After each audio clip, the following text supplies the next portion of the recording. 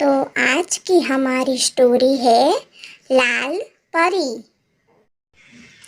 सालों पहले परियों की नगरी में लाल परी रहती थी।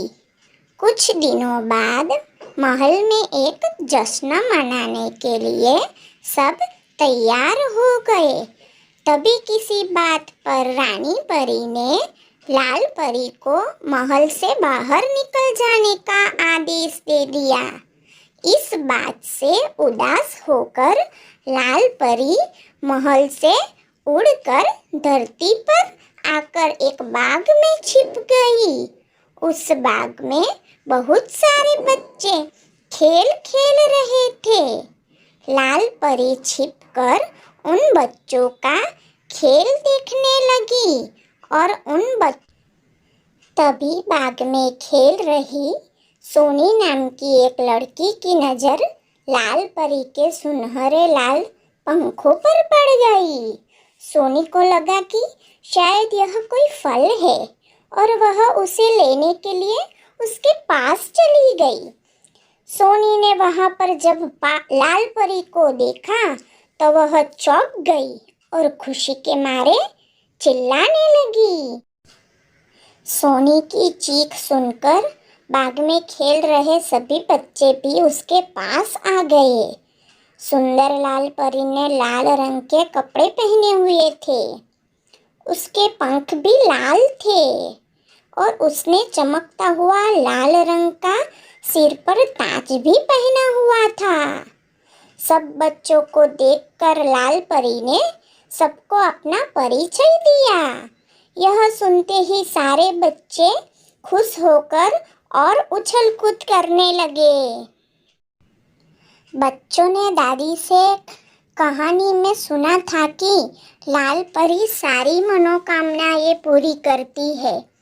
इसी वजह से सारे बच्चे लाल परी को देखकर और खुश हो गए और अपनी इच्छाएं बताने लगे।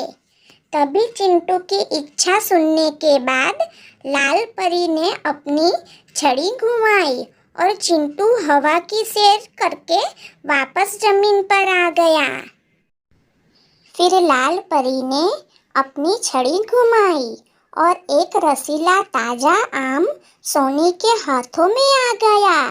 इसके बाद लाल परी ने फिर से अपनी छड़ी घुमाई और बाग के सभी फूल रोशनी से जगमगाने लगे। लाल परी के जादू देखकर सभी बच्चे बहुत खुश थे और लाल परी भी परी महल के चले रहे उत्सव और महल में न रहने का अपमान दुख भूल गई थी। इसके बाद जैसे ही फूलों का चमकना कम हुआ, आसमान के सारे तारे चमकने लगे।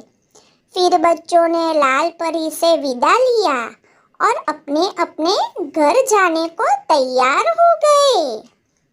बच्चों के जाने के बाद लाल परी का मन फिर से उदास हो गया। लाल परी को उदास देखकर सोनी से रहा न गया, तो उसने उससे उसकी उदासी का कारण पूछ लिया। लाल परी ने सोनी को रानी परी की सारी बात बता दी। यह सुनने के बाद सोनी ने कहा, आपने कोई शरारती हरकत की होगी, तभी रानी परी ने ऐसी सजा दी है। मैं जब भी घर में शरारत करती हूँ तो मेरी माँ भी मुझे कोई न कोई सजा दे देती है। सफाई देते हुए लाल परी ने कहा, नहीं, मैंने कोई शरारत नहीं की थी। लाल परी की सफाई सुनकर मुस्कुराते हुए सोनी ने फिर से कहा, कुछ तो शरारत की होगी। इतना सुनते ही लाल परी ने अपनी छड़ी और नजरें सोनी से चुरा ली।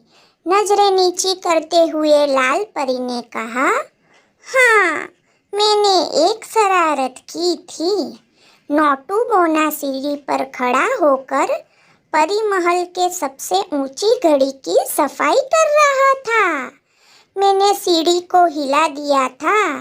डर के मारे वह घड़ी की सुई पकड़कर उसी पर लटक गया और परी महल के सबसे बड़ी घड़ी की सुई टूट गई। उस घड़ी की सुई टूटने के कारण घड़ी रुक गई और परीलोक में सब रुक गया था। इसके बाद रानी परी ने अपनी जादू से सब कुछ ठीक किया और इसी वजह से गुस्सा होकर उन्होंने मुझे महल से बाहर भेज दिया, जबकि इसमें मेरी कोई गलती नहीं थी। सारी गलती नोटू बोने की थी। लाल परी की बात सुनकर सोनी ने कहा, मेरी माँ कहती है कि अगर हम अनजान होकर कोई गलती करते हैं तो उसके लिए माफ़ किया जा सकता है, लेकिन अगर जानबूझकर कोई गलती की जाए तो उसके लिए सज़ा देनी चाहिए। तो अब आप ये बताओ कि क्या आपने उस सीढ़ी को जानबूझकर हिलाया था या गलती से? लाल परी ने बहुत ही धीमी आवाज में कहा, जानबूझकर? क्या अगर मैं अब रानी परी से अपनी इस गलती के लिए माफ़ी मांगूं तो क्या वो मुझे माफ़ करेगी? सोनी ने कहा, हाँ बिल्कुल। मेरी माँ ने यह भी बताया है कि अगर कोई कार्य सच्चे मन से किया जाए तो वह जरूर सफल होता है।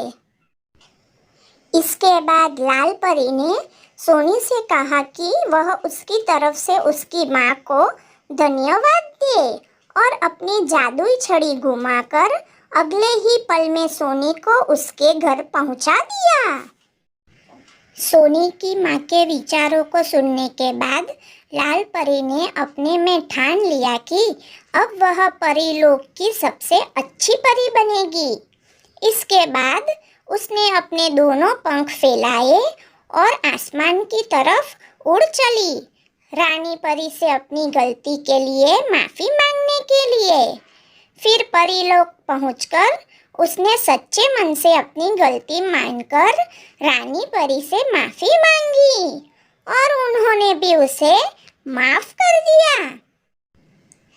तो बच्चों, कहानी से हमें यह सीख मिलती है कि बेवजह किसी को परेशान नहीं करना चाहिए और अगर अपनी किसी गलती के लिए माफ़ी मांगना चाहते हैं तो उसके लिए सच्चे मन से माफ़ी मांग लेनी चाहिए।